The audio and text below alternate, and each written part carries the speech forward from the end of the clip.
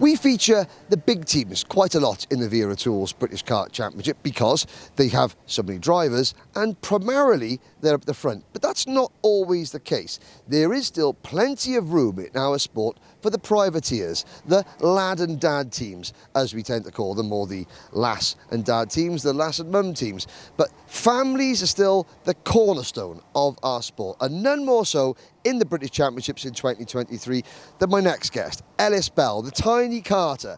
Ellis, you run in Minimax as a privateer. You can see there's no big awning, no computer data banks. I think, what is life like as a privateer in the British Championship? When does your race weekend begin? Well, for some teams it might start on the weekend, but for us it kind of starts on the Wednesday, just getting everything packed and like just making sure we've got everything. And then on the Thursday it's just travelling down. And then on the Friday get set up, find setups. It's like we need to find it ourselves. Test gearing, test all this type of stuff, and just try and work from there. Now, obviously, you've got your race truck. It's a little bit smaller than a lot of the other race trucks. This is where you cook, this is where you eat and sleep, as well as run the kart out of.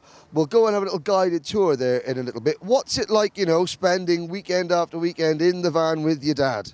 Well, there's nothing really wrong with the van. Everything you need's inside it, like food, fridge, cooker, bed, like everything.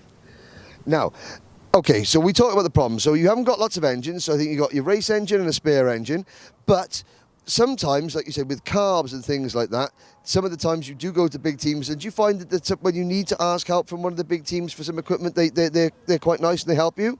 Yeah, I think a lot of the teams are pretty, like, they're very nice and they like to help you because you're like trying to do it on your own.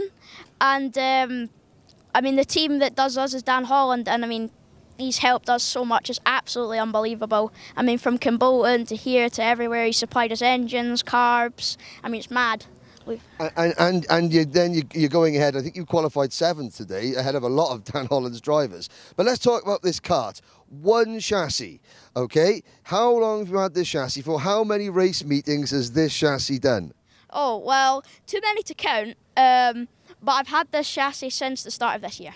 And now, one thing I'm noticing a lack of, okay, we know it's a synergy kart. We've got the Wera sponsorship on it, but part of the main problem that all privateer drivers has is getting outside sponsorship. So, Ellis Bell, there's your time. If you need to just pitch to sponsors, this is your chance to do it. I am very fast. Please, I am in need of money. Please, I need money. Okay, well, there we go. Now, we'll have a little look around the truck and the awning. It's really nice when it's weather, but what happens when it rains? It's a lot worse than it'll be inside the big team tents because we've got this and we don't have any heaters. We just have to stand outside in the very cold rain and try and figure stuff out.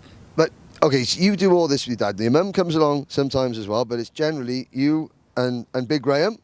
Yes. What's it like to achievement? So, I mean, when things go wrong, there's a long drive back up to Scotland most rounds. When things go right and you achieve, you may maybe say sometimes 10th place is a win for you, isn't it? What's it like driving back up knowing that you and your dad have done it all by yourselves?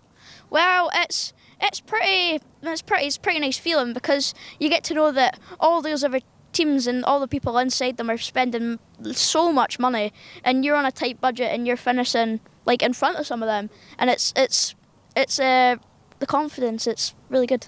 Excellent. Well, there we go. So, karting, ultra professional, quite expensive a lot of the time, but there's always still room for the privateers and drivers racing with a smile on their faces.